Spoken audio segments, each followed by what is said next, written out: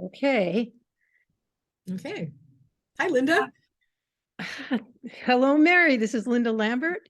Um, I am interviewing Mary Camarillo, who lives in Huntington Beach, California, and contributed 2 poems to the Spring and All anthology, which was written and edited by Red Wheelbarrow Writers and published by Sidekick Press.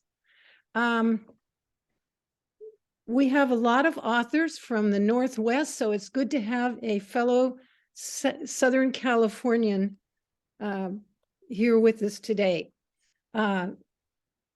You have turned in, you had 2 poems that you turned in, and I'm wondering how you happened to submit to this particular anthology.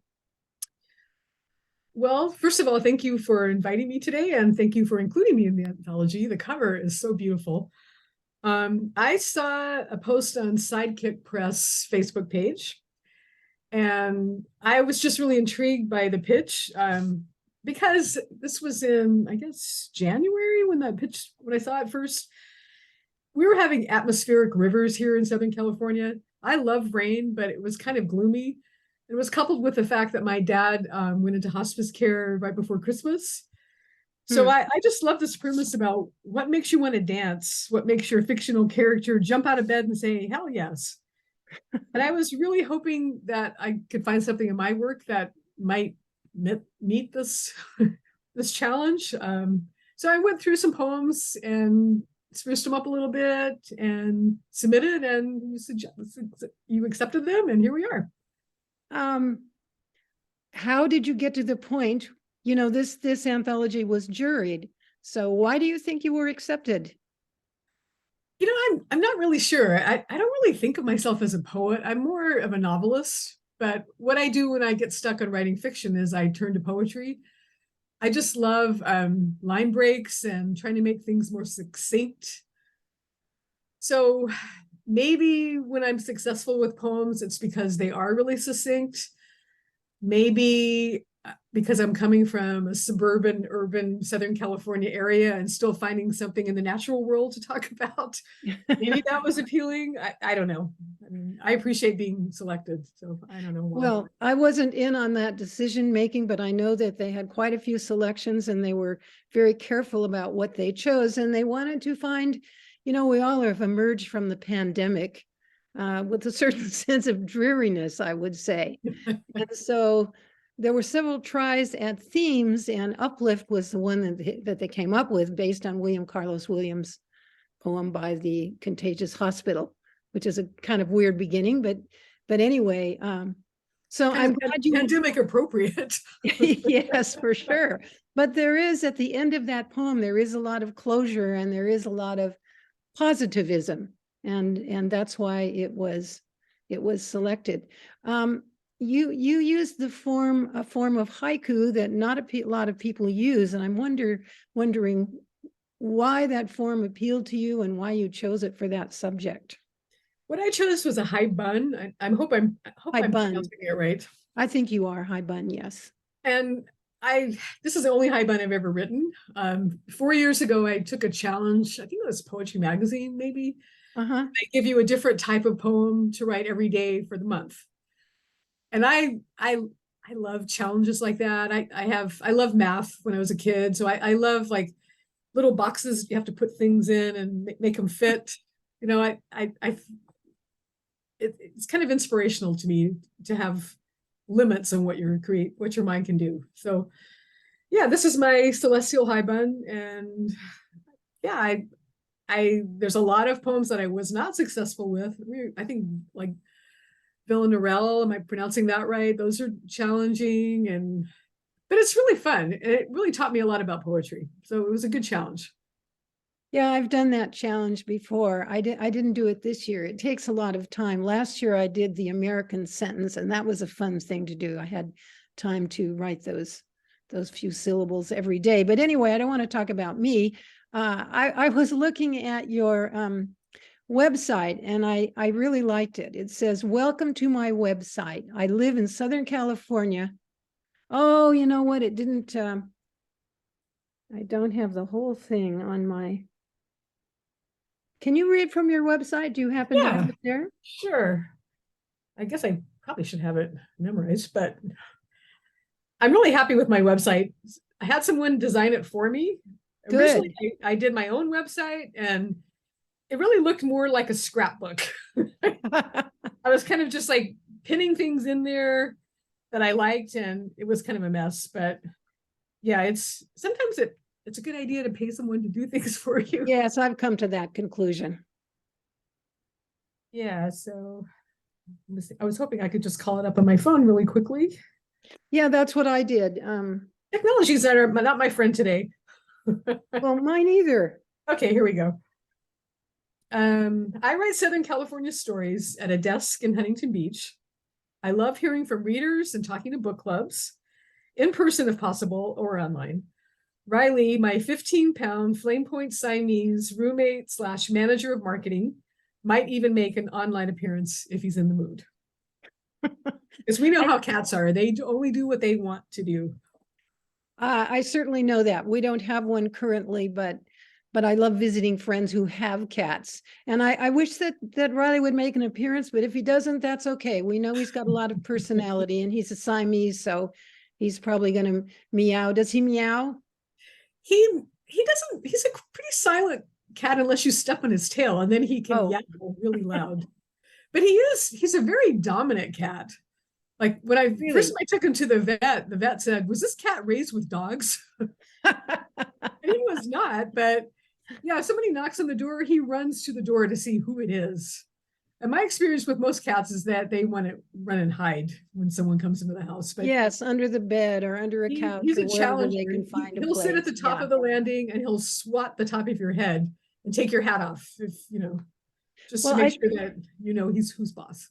I think it was a great thing to include. I think that that's a good marketing ploy to get into your website. And I enjoyed taking a look at it. But before I talk about that, I want to talk about the other poem that is included, because I'm dogged by the question of who is Gustavo's mother.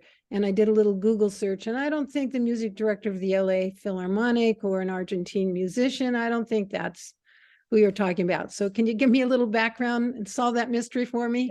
In this case, I'm talking about Gustavo Arellano, who is a journalist for the Los Angeles Times.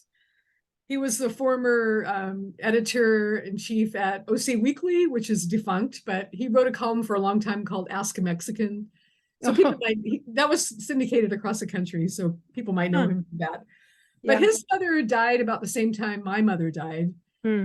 And a year after, he wrote this great essay in the Times about how every time he saw a hummingbird, he was sure it was his mother. And I was really jealous because for some reason, my mother had not even been appearing in my dreams. Hmm. And I was looking for signs for her and I just was not finding them. So I started thinking about, well, she came back as a bird. What kind of bird would she be? Hmm. She loved hummingbirds. In fact, her urn has two hummingbirds on them. I think I say that in the poem. But I was Yes. thinking she was a Southern belle from South Carolina, and she was the kind of woman who put her lipstick on and had, you know, coordinating outfits and matching jewelry. And I think she might be a more exotic bird, which unfortunately we don't have in Southern California, the kind of bird No. she would be. But yeah, I love that premise. Honestly, whenever I see a hummingbird now, I think of my mom and I think of Gustavo and his mom too. So I think that's a great image, and I bet she would be pleased. And it's going to, my mother has been gone for quite some time, but I'm going to think about what kind of bird she would be. So yeah. it's a very positive poem. And even the last line, I don't know what you're going to read today at the end of our interview, but I'm looking forward to that. And I hope it's something from one of your poems. You probably know that Spring and All was juried. We had quite a few submissions. I was not part of the editorial team, but they were selective. So I'm wondering why you think your piece was selected. And an auxiliary question would be, how have you honed your writing for all these years? It was probably two separate questions. Sorry. Well, I don't know. You were coming from the Northwest. Maybe the jury was intrigued by what someone from Southern California might write. You know, two different completely environments. Hmm. I live definitely in suburbia. I got a lot of concrete and, tiny little yards and lots of traffic. And yeah, but there's still a lot of natural life here. But my second novel that's coming out in October, there's a ton of wildlife in it. You know, Ah, not exotic wildlife, coyotes, raccoons, skunks, rats, squirrels, all kinds of birds, hummingbirds, of course. Yeah, possums. Possum makes a very dramatic entrance in one of the chapters. So yeah, even though Southern California is kind of concreted over, there's still a lot of wildlife here. sure. And you have Griffith Park and several other national Yeah, forests. P28, and there's bears walking around up in Glendale now. So Oh my gosh. there's a lot going on. Well, we But have yes, bears walking around here too, but not so yeah, much. that's might be a little more common. Yeah. Um, you mentioned your novel. Tell me a little bit about that. Well, Well, you have two novels. I So have your two first novels. The first novel, novel is The Lockhart Women, yes. and it's a mother, daughter, sister story set in Southern California. Starts in 1994. It's about a lot of bad decisions and regrets, and it uses the O.J. Simpson trial as background noise. Ah, Just to be clear, it's not about O.J. Simpson. It's not a mhm. discussion of whether he's guilty or not. It's it's really an examination of a woman who, instead of dealing with the her life falling apart, she sits down on the sofa and turns on the TV and gets hooked on watching the trial. Oh, Because that was the social media of the time. We didn't yes, have that was before Google and Facebook, and yes. we didn't have any of that. We had TV. That's And what the we trial was have. inescapable, even if you didn't want to watch it. I mean, I was working. I didn't watch it during the day like my character Brenda does, but come home from work and the news is just showing, oh, this is what happened on the trial today, Over and over and over over and again. over again. Yeah. Yeah. And it was Well, also our first introduction to the Kardashian family. So yeah. Oh, that's right. we have that trial to thank for the was Robert Kardashian was Simpson's best friend Yeah. and probably the one who, hid the murder weapon. And I don't know. Yeah, they weren't friends after the trial. I think he came to his senses. How long did it take you to write that book? That book took probably about 7 years. Hmm. It was my first novel. I really didn't know what I was doing for a long time. So How did you how did you learn to write? Or what's your sort of history with writing? Did you study it in school? Did you work in a related field? What did well, you do? I wrote poems when I was in high school, and I really thought I was going to major in journalism. But I unfortunately that kind of a sour teacher dissuaded me from that idea. And then some friends and I decided we were going to start an underground newspaper because it was, the 60s. Yes. And the principal got wind of it and called me and my parents into his office and said, if this comes out, Mary's going to get expelled. And Oh my gosh. right now she has enough units to graduate early anyway. So why don't we just do that? And I thought, that sounds good to me. So yeah, so then I went to work after I got out of high school. My dad had just gotten laid off from aerospace, and my younger brother, was really focused on becoming a physicist. So, my parents were kind of putting their energy in him, and they should have. Hmm. So I went to work at the post office. Finally went back to school later on when I started moving up in management and got interested in working in the accounting office, and got a degree in business administration and CPA license. And eventually I started writing audit reports for the Office of Inspector General. That does not sound fascinating. No, I know it doesn't. But again, there's certain restrictions to audit reports. There was requirements. And I've always been a great reader. And one thing I noticed, like in an audit report, you have to have a cause and effect. Like what happened and who the heck cares? Otherwise, Yes. you can't write the report. So I started Ah, thinking, in fiction, when I'm reading about characters, I want to know why they are like this uh-huh. and why do I care about them? So Those are a good lot of questions. auditors would be really upset with me for comparing audit reports to fiction because they're supposed to be true. I would argue that fiction needs to be true too. It needs to feel true. So when I retired, I thought I'm going to try to write a book. Why not? Gosh. So I went, Well, I went back to school and went to Irvine Valley Community College and took some classes at UCI and UCLA. uh-huh. Just found a community and went to a couple of really great writing conferences. The Community of Writers in the Sierras is one, and Napa Valley Writers. Oh, We were talking about how did I figure out how to put this story together. I had yes. Lan Samantha Chang was my workshop leader. She runs the Iowa program, Oh, which is pretty famous. yes, She's, it is the she's a, most famous one in the country, I think. she's a super nice, generous person who told me, Mary, you need a through line. You don't have a through line. Oh, Like I had little bits and pieces of stories about character because I love characters. So I was doing character, summaries and sketches. And she said, you need a through line. Otherwise, who wants to read this? Who cares? hmm. So it took me a while to figure out what that meant, but that was super helpful. And you said that you worked for the post office. How did that inform your writing, if it did? Oh yeah. I mean, I'm sure you've heard of Charles Bukowski's infamous The Post Office, which Yes, is very accurate. yes. But there's not too many books about people working at the post office, and I don't really understand why, because there's so much drama there. I mean, when I started, I had to go to work at 11 at night and work until 7:30 in the morning. Oh, terrible shift. And I tried to take a nap before, so I'd wake up and go to work and think, "Hello." I started working during the 70s, which was a terrible economic time in this country, post Vietnam War. I remember. A lot of teachers had been laid off, so they went to work for the post office. So not only was I being exposed to all different kinds of cultures and age groups, I was one of the few young women working at the post office. Oh, There were all kinds of stories. I mean, throwing mail by hand or sorting it on a machine, super boring. You can listen to the radio. I got interested in baseball then because I listened to baseball games after I eventually started working the swing shift. But mostly I talked to people and just heard their stories. And because you're working these weird hours and you have weird days off, you start only hanging out with people that you work with. They become kind of your family. You start sure. having affairs with them. Sometimes you're having affairs with people that are really married to somebody else and should know better. So there's a lot of drama, super amount of drama. So I always knew there was a novel there.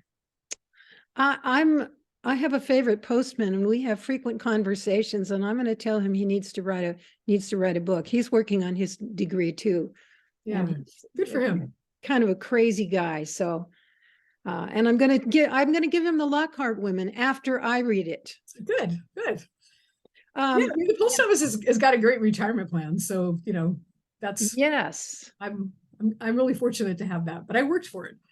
Yes, you did. How many years did you work for them? 39 years.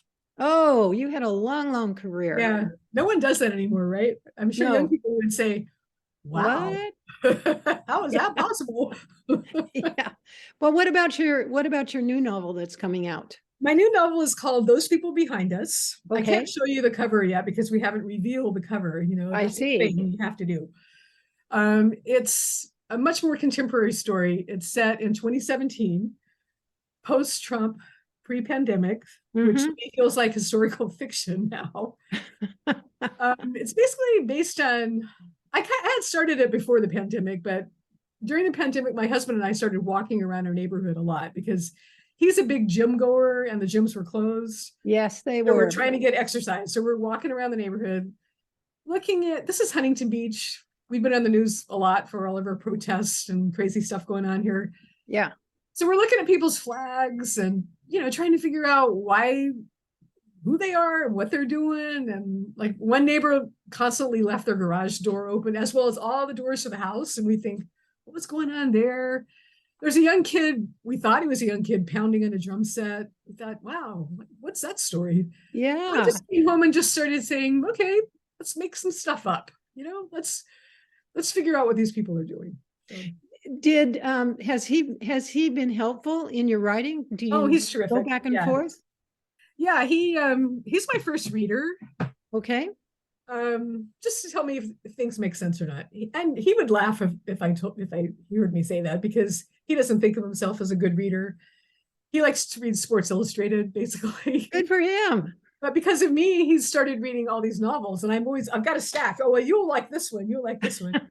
He's a much slower reader than I am, so it makes him more careful, and he's good at catching things that don't make sense, or sentences that, don't have a period, or, stuff like that. So Yeah, that's positive, but I bet, you seem to have a math brain, so I bet you're pretty good at proofreading too. I am. Yes, it Yeah. kind of goes with the territory. Yeah. Is there anything else you'd like to tell us about yourself that you think would be intriguing for people watching this? I love going out to hear live music. My husband plays ukulele. I heard him. Last The night video. he did an open mic. Huntington Beach has a huge ukulele community, so there's a group that gets together pretty much every night at the ukulele shop, or they have open mics once a month. Last night was Western Month, so he did a Ray Wiley Hubbard song. I don't know if you know who Ray Wiley Hubbard is. He's a Texas musician. The inscription in my novel is one of his quotes. Ah, I'm a big fan, but yeah, it's super fun. He's gotten really good. He really loves it. So, and he's so supportive of me. I like to support him too. So I always go and hear him play and take videos, and yeah, that's great. So I like traveling to hear live music. Like when we went to Tucson, we got to see Dave Alvin and Jimmy Dale Gilmore at a club there. I mean, I just love going out and hear live music. So that's what people can know about me. Okay, that's good. What words would you like to read to us to close out this interview? I think I'm going to read the Celestial Hybud. Great. It's never dark enough in Southern California to see the stars, but I can always find Orion, his 7 sirens, knife in sheath, arms and legs splayed to 4 corners. Moon rises, sirens wail, slice through sleep. Surrender. Remember to breathe. I like that very much. Thank you. And I've liked talking with you. Me too. This was really fun. Best wishes for your next book. And I'll look forward to meeting you in person sometime. Me too. I hope that happens soon. Thank you. All right. Thanks a lot. Bye.